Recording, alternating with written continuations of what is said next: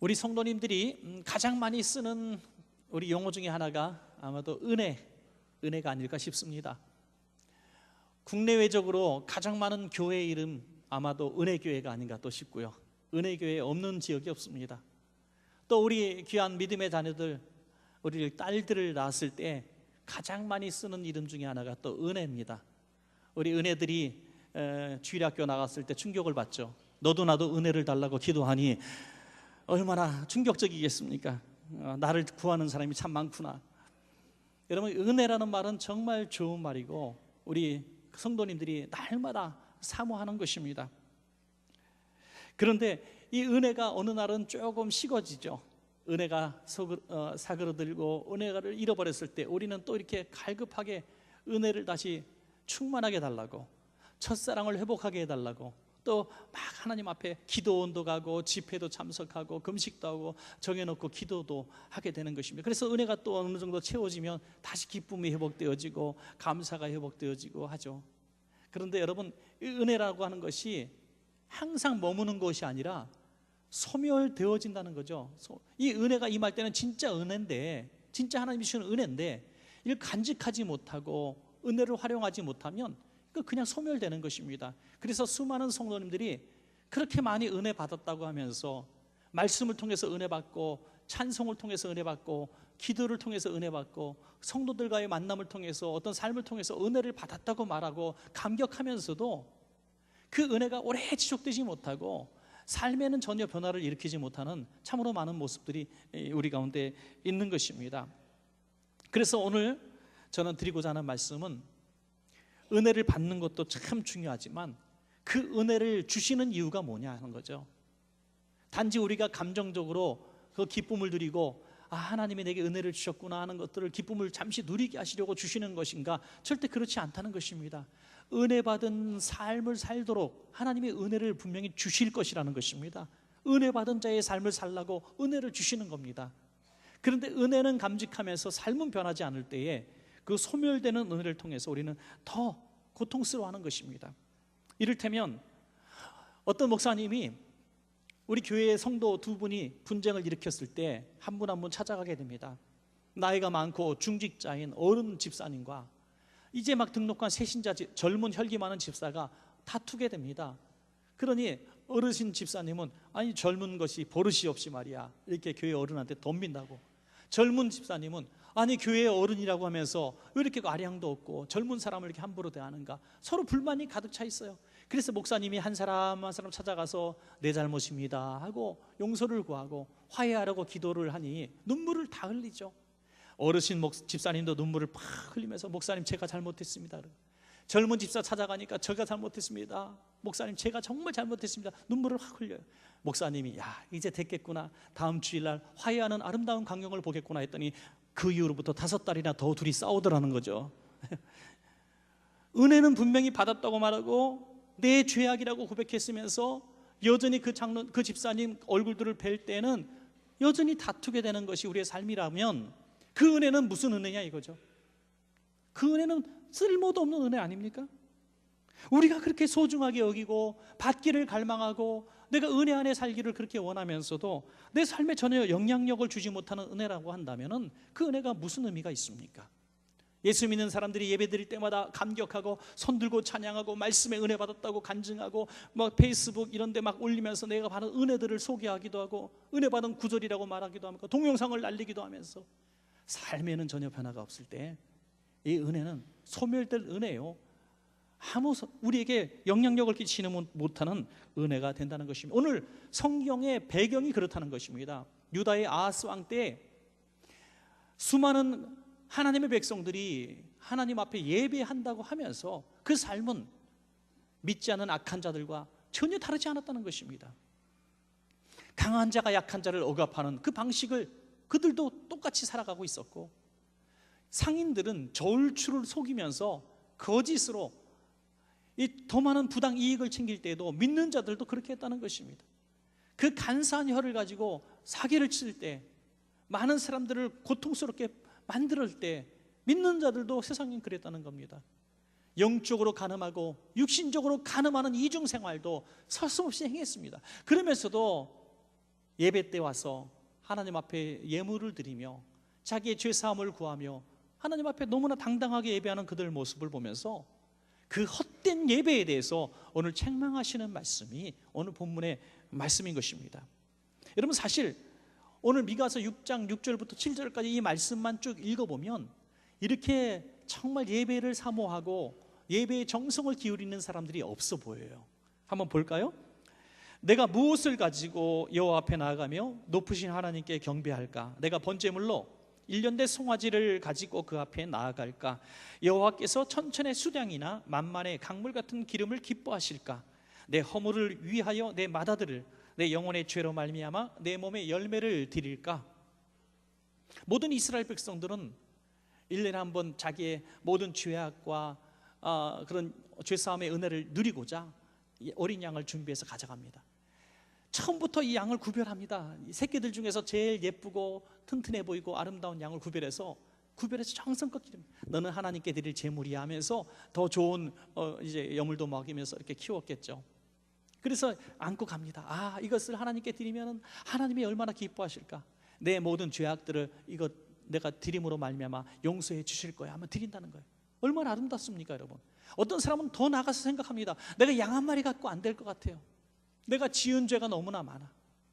내가 하나님 앞에 더 많은 걸 드려야, 더 이 많은 복을 받았는데 더 많은 걸 드려야 하나님이 용서하시고 은혜 베풀 것 같아요. 그래서 천천의 수량과 만만의 기름, 어마어마한 양으로 내가 양으로 한번 승부하리라, 하나님 앞에 내가 거액의 헌금을 한번 드려보리라 하는 그런 마음으로 주님 앞에 나온다는 것입니다. 그 모습 볼 때 얼마나 멋져 보입니까? 아니, 어떤 사람은 이 교도들을 바라보니까 이 교도들은 재물로 부족한지 자기의 맏아들을, 아니 자기의 자식 중에 하나를 산채로 태워서 자기 신에게 바치는 모습을 듣게 되고 보게 되는 것입니다. 야, 이 교도들이 저렇게 하는구나.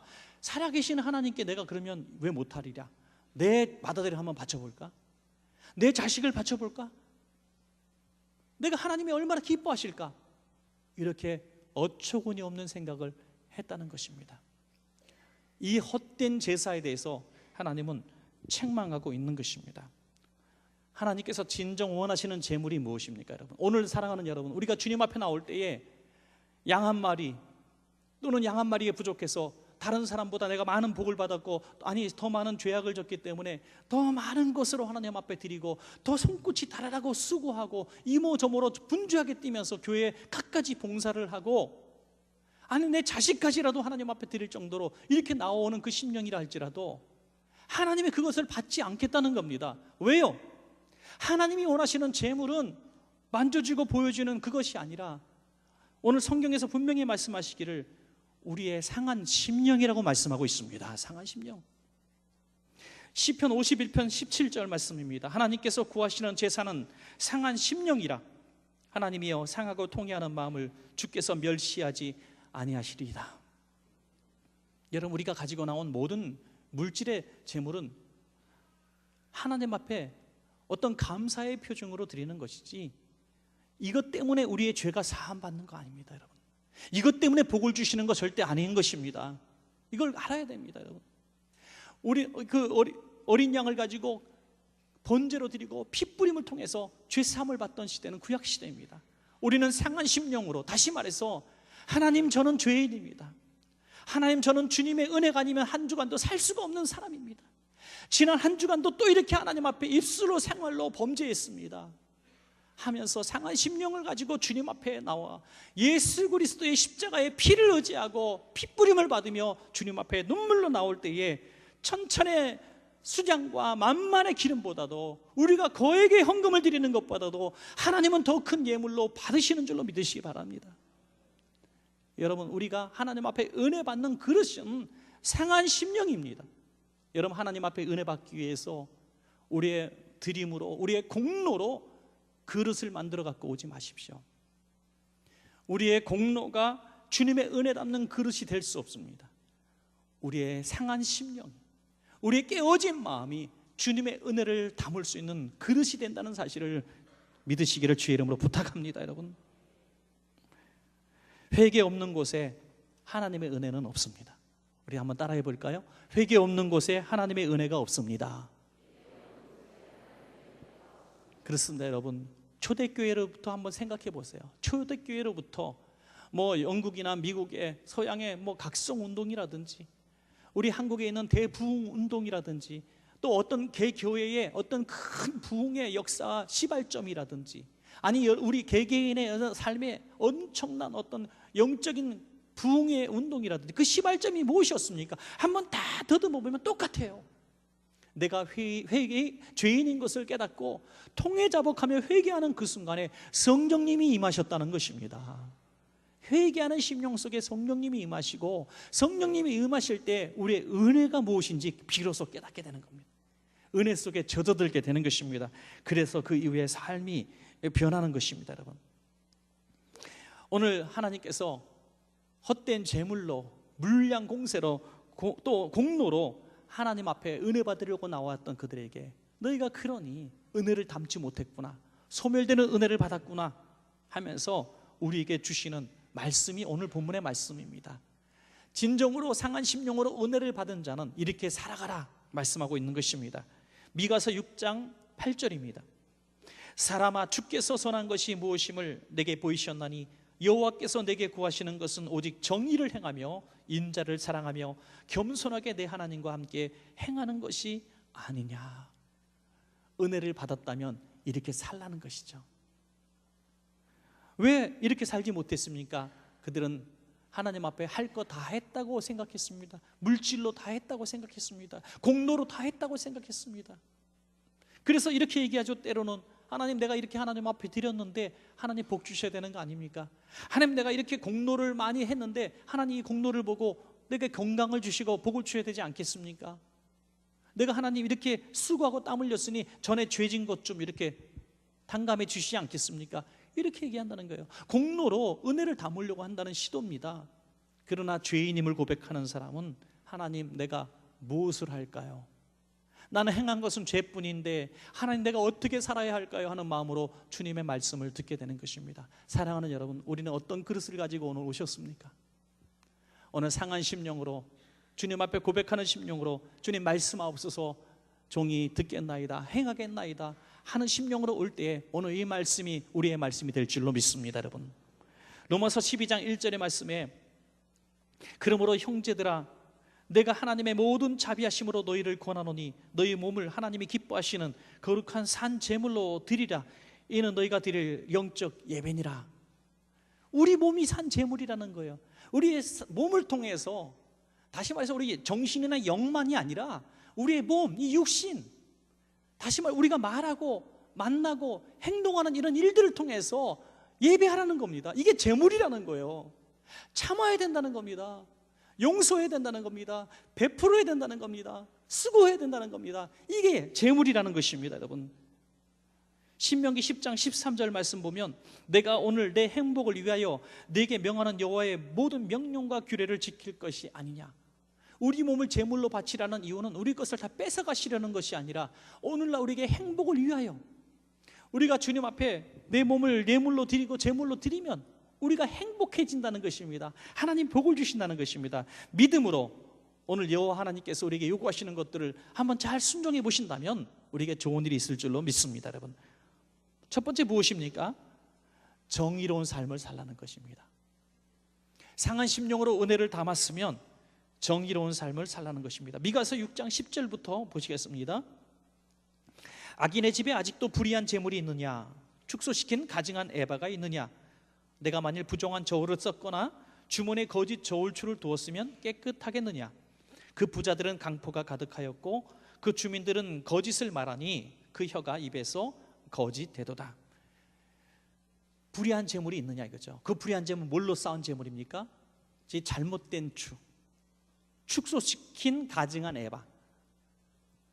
여러분, 요즘에도요 주유소에서 기름을 이렇게 속여서 파는 사람이 있어서 가끔씩 적발됩니다.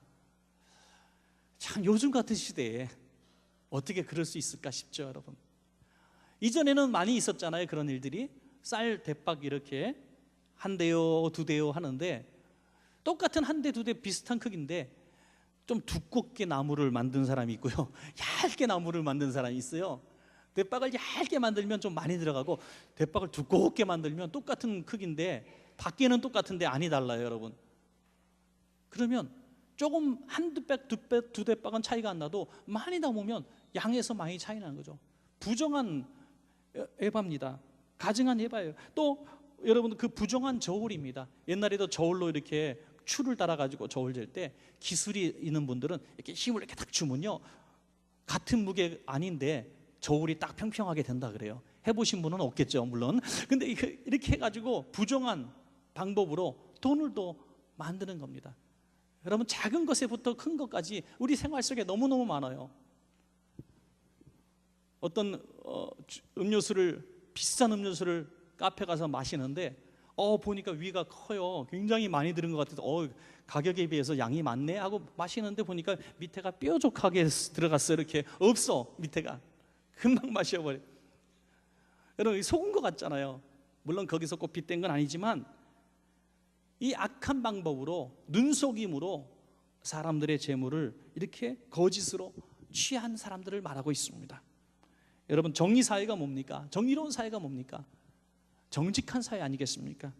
우리 믿음의 사람들이 주일날 와서 이런 말씀을 많이 듣습니다. 하나님의 말씀에 대한 말씀 많이 듣습니다. 그러나 세상으로 돌아가서는 하나님, 세상은 이렇게 살 수 없습니다. 세상은 이렇게 해야 되지 않습니까? 세상 사는 방식대로 뒤에 가서 뇌물도 주고 또 이렇게 가서 아부도 하고 또 세상의 방식으로 또 불의한 방법에 내가 동조도 하고 그래야 내가 살 수 있는 거 아니겠습니까? 그렇게 우리는 또 변명할 수도 있습니다, 여러분. 그러나 하나님께서 오늘 이렇게 우리에게 말씀하십니다. 은혜 받았으면 정직하게 살라는 것입니다. 은혜 받은 대로 정직하게 살라는 것입니다. 불의를 용납하지 말라는 것입니다. 심지어 하나님께서는 예물을 제단에 드리다가도 형제와 불화한 것들이 생각나면 그 제물을 놓고 돌아가서 형제와 화목한 다음에 와서 그 제물을 드리라는 거예요. 저는 하나님이 얼마나 참 치밀하신지 여기서 발견했어요. 제물을 가져갔다가 다시 오라면 올 사람이 없거든요. 올 사람이 없어요. 마음이 변하기 때문에 요거는 여기다 놓고 돌아가서 화목하고 와서 주님 화해했습니다 하고 그것을 하나님 앞에 드리라는 거예요. 사람의 연약함을 너무너무 잘 하시는 것 같아요. 여러분, 조금은 손해보는 것 같고 조금은 미치는 것 같고 조금은 더디는 것 같아도 우리가 하나님의 은혜를 누린 사람으로서 그 은혜의 힘으로 한번 정의로운 삶, 공정한 삶을 한번 살아보시길 바랍니다. 그것이 우리의 삶의 예배가 될 줄로 믿습니다, 여러분. 두 번째 뭡니까? 사랑을 실천하는 삶. 인자를 사랑하며 그랬습니다. 여기 인자를 사랑한다는 말은 위에서 아래로 흐르는 사랑을 말하고 있습니다. 가진 자가 없는 자를 향한, 또 아버지가 자식을 향한 이 사랑을 말하고 있습니다. 우리들 가운데 많은 분들이 그런 얘기를 하세요. 제가 부자가 되면 선행을 베풀겠습니다. 제가 높은 자리에 올라가면 내가 착한 일을 좀 많이 하겠습니다. 그러나 여러분, 지금 할 수 없는 사람은 아무리 많은 것들을 가져도 그때 절대로 사랑 베풀지 못합니다. 한번 여러분 가만히 생각해 보십시오. 만약에 오늘 밤에 하나님이 여러분들을 다 부르신다고 한번 생각해 보세요. 부르신다고. 뭐가 제일 아쉬울 것 같아요, 여러분? 저도 한번 생각해 봤어요. 하나님이 오늘 밤 저를 부르신다고 생각합니다. 제일 아쉬운 거, 전 목회적인 꿈이 있다고 말씀을 드렸습니다. 정말 우리 장애인과 비장애인 아이들 400명 정도 되는 아이들이 큰 유치원과 교육시설에서 공부하는 거 꿈을 꿔요. 전 세계에 정말 교회 없이 힘들어하는 원주민 교회 200개 세우는 꿈을 지금도 꾸고 있습니다. 그러나 오늘 밤에 부르시면 그것들은 다 못 이루었어요. 그게 아쉬울까요? 저는 그렇게 생각이 안 들더라고요. 정말 제가 아쉬워할 부분은 뭐냐면 어제도 아니 오늘도 할 수 있었던 사랑을 베푸는 일을 못한 일들에 대해서 굉장히 마음이 아플 것 같아요. 그때 그 집사님 너무 어려운데 제가 몇만 원이라도 좀 드렸을 걸. 아니 그 성도님 너무 힘들어할 때 내가 신방이라도 한 번 더 갔을 걸. 그때 청년 그때 학비 없어서 한 학기 학교 그만뒀었다는데 어떻게 해서든지 내가 학비 좀 마련해 주었을 걸. 그런 것들이 막 후회가 될 것 같아요. 내가 할 수 있었던 일들을 하지 못한 일들이 제일 후회될 것 같아요. 사랑하는 여러분, 사랑을 실천한다는 게 뭡니까? 우리의 예배가 무엇입니까? 오늘 할 수 있는 일들을 통해서 하나님의 역사를 드러내는 거, 사랑을 베푸는 것이, 그것이 바로 선행인 줄로 믿으시기 바랍니다. 그게 선행이에요. 그게 하나님이 원하시는 예배라는 것이죠. 예배당 와서 내가 하나님의 은혜를 받고 말씀의 은혜 받고 기도하다 찬양의 은혜 받고 막 행복해서 돌아가는 자기 만족이 아니라 이 은혜 받은 것을 밖으로 흘려보내는, 실제로 내 손과 내 물질과 내 달란트를 통해서 흘려보내는 것이 바로 사랑을 실천하는 삶이라는 것입니다. 성경에 보면 아주 위대한 인물이 나옵니다. 다비다라는 인물이 나오죠. 이 다비다는 옷을 만드는 기술이 있었습니다. 그는 특별한 부자도 아니고 가진 것이 많은 사람도 아니었습니다. 그러나 옷 만드는 기술을 가지고 부자들에게는 돈을 받았겠지만 아주 가난한 사람들을 위해서는 돈을 받지 않습니다. 특별히 과부 같은 가난한 여인이 와서 다 헤어진 옷을 보여주면 겉옷뿐이 아니라 속옷까지 세트로 만들어서 주었습니다. 남루한 우리 성도님 있으면 옷을 지어다가 예배 때 몰래 뒷자리에 갖다 놓습니다. 얼마나 아름답고 따뜻한 모습입니까, 여러분? 저는 우리 교회 성도님들 전 그런 감격적인 일들이 너무나 많았어요. 한 성도님은 이름 밝혀주지 마시고 이 장학금 아무개 집사님 아들에게 주세요. 누군지 절대로 밝히지 마세요. 꼭 그럴 때는 무덤까지 갈 때까지 지켜달라고 하더라고요. 하여튼 무덤까지 갈 때까지 지켜주세요. 그래서 이건 하나님이 주신 겁니다 하고 400만 원, 500만 원 그 장학금으로 줄 때도 많았고요. 병원비, 또 어떤 긴급한 어떤 구호 물품들을 저는 참으로 많이 줬어요. 저는 원천교회 목사인 것이 그럴 때마다 너무너무 자랑스러워요. 오늘 다비다는 자기가 할 수 있는 일들을 통해서 이 선행을 베풀었던 거죠. 그런데 그 다비다가 그렇게 정말 행함과 진실함으로 이 아름다운 선행을 베풀었지만 그도 결국 병들어서 죽고 말았다는 거죠. 병들어서 죽었을 때 그 장례식장에 베드로가 왔을 때 너무나 감격적인 장면을 보게 되는 겁니다. 수많은 여인들이 통곡하며 울면서 자기 옷을 보여주면서 사도님 보십시오, 다비다가 만들어준 옷입니다. 제가 헐벗었을 때, 제가 옷이 없어 수치를 당할 때 이 옷을 지어서 저에게 입혀준 겁니다. 옷을 막 들어 보이면서 울면서 베드로 사도님 살려주세요, 살려주세요 하는 거예요. 여러분, 저는 장례식을 참 많이 갑니다. 장례식을 너무너무 많이 가서 삶과 죽음의 경계선에 서 있는 모호한 인생이 되어버렸어요. 그냥. 여러분, 인생의 철학을 배우시기 원한다면 장례식을 열심히 다니시면 됩니다. 어마어마한 선생님이 장례식장에 있어요. 장례식장에 가면 1000명, 100명 장례식 풍경이 다 다릅니다. 하나같이 달라요. 정말 함께 눈물이 나고 가슴이 아프고 너무 아쉬운 눈물의 장례식장은 거기 있는 모든 사람들이 같이 느낍니다. 같이 아파합니다. 같이 웁니다. 너무 아까워합니다. 너무 힘들어합니다. 너무나 귀하신 분이기 때문이죠. 그러면서 차 마시면서 식사하면서 얘기합니다. 이분은 이런 분이었다고, 이분은 이런 삶을 살았다고, 이분은 이렇게 1주기, 2주기, 3주기 할 때마다 추억이 끊어지지 않아요. 이분이 했던 일들, 이분이 손닿았던 교회의 구석구석들 끊임없이 우리는 자랑하며 추억하게 되는 것입니다. 사랑하는 여러분, 우리도 장례식장의 주인공이 될 날이 반드시 옵니다. 자신 있습니까, 여러분? 내가 장례식장에 내가 주인공이 되어 누워있을 때 나에게 조문하러 오신 분들이 내가 저분으로부터 이런 것들을 받았다고, 이런 사랑을 받았다고, 이런 은혜들을 받았다고 드러낼 것들이 여러분의 장례식장에 오는 사람들이 가지고 올 것 같습니까? 사랑하는 여러분, 이 땅에 살아갈 때 베푸는 것, 하나님이 주신 기회입니다. 기회. 은혜 받은 만큼 은혜를 흘려 보내보십시오.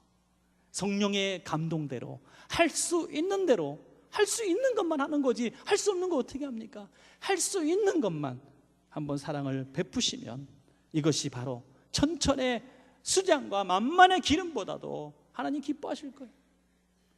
여러분, 하나님 앞에 이만한 수억의 예물을 드릴 줄 알면서 자기 가족에게나 이웃에게나 성도들에게나 직원들에게 모질게 하는 사장, 저는 별로 원하지 않습니다.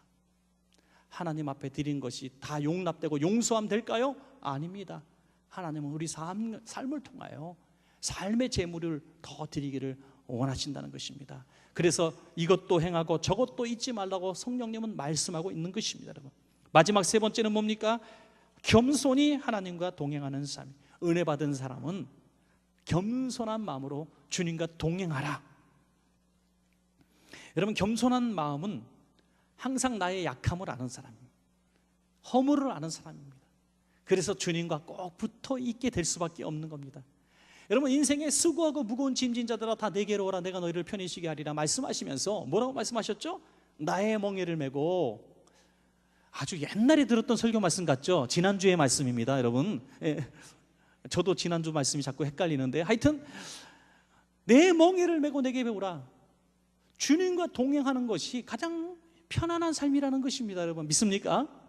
주님과 동행하는 삶, 주님의 멍에 사명을 짊어진 삶이 가장 행복하고 편안한 삶이라는 거예요. 그런데 주님의 멍에를 질 수 있는 사람이 누군가? 나의 약함을 인정하고 겸손한 사람만이 주님과 동행할 수 있다는 것입니다. 여러분, 두 사람이 기도합니다. 한 사람은 세리요, 창기 같은 사람이 가슴을 치면서 하늘을 우러러 보지도 못하며 나는 죄인입니다 불쌍히 여기소서 기도하고요. 한 사람은 바리새인 서기관 대제사장 같은 사람이에요. 하나님, 저는 지난주에도 금식했고요, 선한 일도 했고요, 내가 이렇게 예배도 한 번도 안 빠지고 제물도 드렸습니다.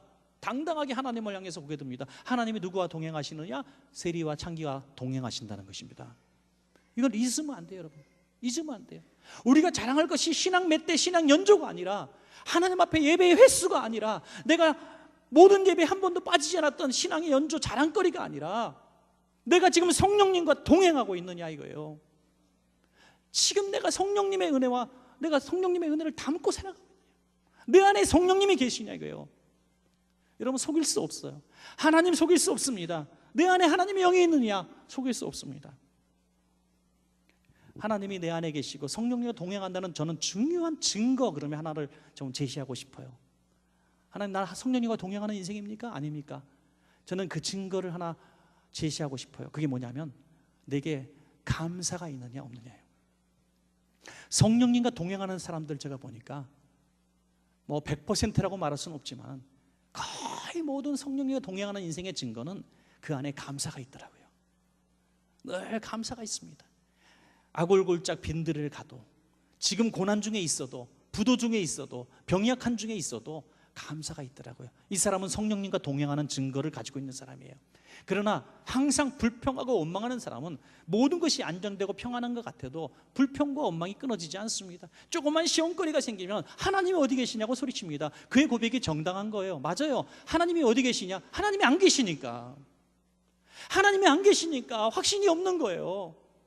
하나님이 왜 나를 사랑하지 않느냐고, 하나님 어디 계시냐고, 왜 돌보시냐고. 왜 당연한 거죠.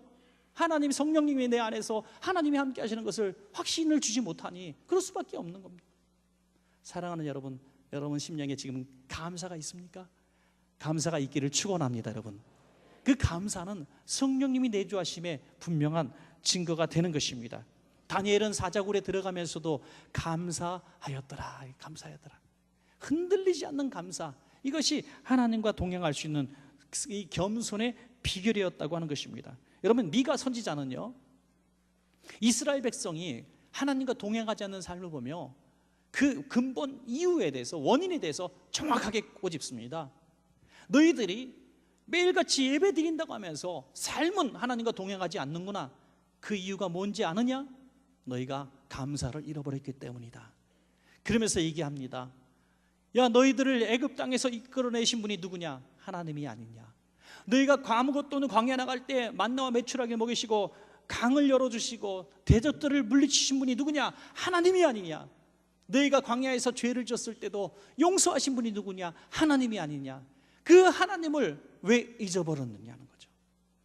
사랑하는 여러분, 우리가 예배할 때에 우리가 가지고 나온 얼마만의 공로나 물질이 아니라 하나님의 은혜에 대한 그 추억과 감격을 안고 하나님 앞에 나올 때에 하나님과 동행하는 삶을 살 수가 있다는 것입니다. 여러분, 저는 많은 성도님들의 눈물을 봅니다. 여러분, 기도해 드릴 때마다, 적어도 수많은 성도님들을 기도해 드릴 때마다, 그 사연을 드릴 때마다 어떻게 보면 그 짓눌릴 때가 있어요. 너무 힘들 때가 많아요. 조속으로 10명, 20명의 성도를 만나, 그 20명의 고민이 각각이야. 그 아픔이 다 달라. 해결해 줄 수도 없고 그 많은 아픔들, 눈물들이 있을 때 저는 생각을 합니다. 야, 내가 할 수 있는 일이 하나도 없구나. 그러나 여러분, 저는 그들 눈빛에서 보는 것이 있습니다. 아, 이분은 하나님이 함께 하시는 것을 믿고 있구나. 아, 이분은 지금 하나님을 신뢰하지 않고 있구나. 그 분명한 기준이 생기는 것입니다. 여러분, 하나님을 신뢰하고 하나님과 함께하는 사람은 그 비교적으로 가장 끔찍한 삶의 고난의 한복판을 지나가고 있어도 저는 두렵지 않습니다. 의심하지 않습니다. 곧 승리할 것을 믿기 때문입니다. 여러분, 곧 승리할 겁니다. 그리고 그 믿음대로 그는 반드시 재기에 성공할 수 있는 것을 보게 되는 것입니다.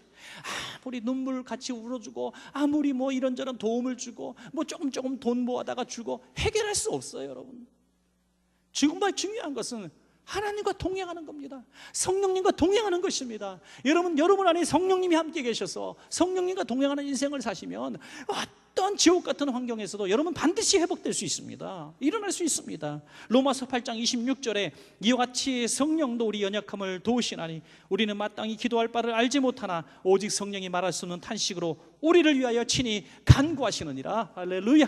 성령님이 더 탄식하신다고 했습니다. 그러니 우리는 이겨내지 않겠습니까, 여러분? 얼마 전에 배우 이미은의 간증이 실린 것을 봤는데요. 이분도 뭐 중고등학교 때까지는 교회를 다녔는데 세상이 너무 좋은 거예요. 또 연예인이 되다 보니까 세상을 동경하는 그런 마음이 있었습니다. 연예계에 보니까 이런 거예요. 술 담배도 막 하고 춤도 추고 막 쾌락을 즐기면서 또 나름대로 막 이렇게 뒤에서 할지 못할지 막 하면서 이렇게 하면 승진도 빠르고 잘 되는 걸 본 거예요. 정직하게 착하게 성실하게 하니까 맨날 뒤처지고 안 되는 것 같아. 그래서 하나님, 저 좀 성공한 다음에 돌아올게요. 죽기 전엔 제가 꼭 돌아올 것을 약속드립니다. 예수님 안녕히 계세요. 교회를 떠났대요. 그리고 정말 방탕한 생활을 했답니다. 세상 사람들 똑같은 방식으로. 그런데 어떤 일이 10년 만에 어떤 일이 벌어졌냐면 완전히 망한, 하루아침에 쓰나미처럼 고통들이 밀려옵니다. 받고자 했던 개런트들이 다 못 받게 되고 매니저가 목매어 자살을 하고 전셋집 하나 있었던 거 집주인이 전세금 받아갖고 다른 사람 주지 않고 도망가 버려서 하루아침에 길바닥에 내다앉고 카드빚이 하나 막지 못해갖고 카드빚이 밀려가지고 이제 신용불량자가 되고 죽기 직전에 아니, 내가 열심히 세상 방식으로 살면 잘 될 줄 알았는데 세상 방식으로 살았는데 안 된 거예요. 망한 거예요. 그래서 하나님 앞에 울며 불며 와서 하나님 살려주세요. 하나님 잘못했습니다. 살려주세요. 이번에 살려주시면, 도와주시면 하나님 평생 섬기겠습니다. 그 눈물로 기도했는데 정말 하나님의 기적 같은 은혜가 임해서 하나님의 도우심으로 말로 설명할 수 없는 방법으로 다시 재기에 성공하고 지금은 유명한 연예인이 되었습니다. 여러분, 그분은 이렇게 얘기를 합니다. 내가 모든 것을 잃었을 때, 모든 것을 잃었지만 단 한 분이 나를 도와주셨습니다. 그분은 하나님이셨습니다. 단 한 분밖에 없습니다. 내 주변에 사람 많은 것 같아요? 나를 도와줄 사람 많은 것 같아요? 내가 이만큼 베풀었으니까 도와줄 것 같아요? 천만의 말씀이에요. 그 모든 사람과 동행하지 못한다 할지라도 성령님과 동행하는 편을 택하시는 여러분 되시기 바랍니다. 그 하나님께서 여러분을 버리지 않으시고 책임져 주실 줄로 믿습니다. 말씀을 맺겠습니다. 우리는 항상 하나님의 은혜를 갈망하고 있습니다. 은혜 속에 살기를 원해요. 은혜 충만해서 은혜 기쁨 속에 누리기 원합니다. 오늘도 말씀에 은혜 받고 찬양에 은혜 받고 기도에 은혜 받기를 원하고 있습니다. 나 은혜 받았어요. 집사님 은혜 받았어요.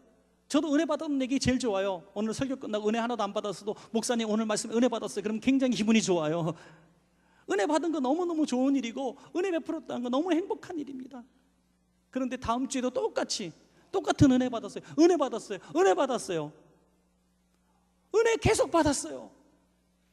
삶은 변하지 않았다는 것이 문제라는 거죠.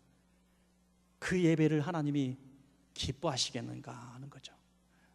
은혜는 공로로 받는 것이 아니라 은혜는 상한 심령, 통회하는 심령으로 받는 것입니다.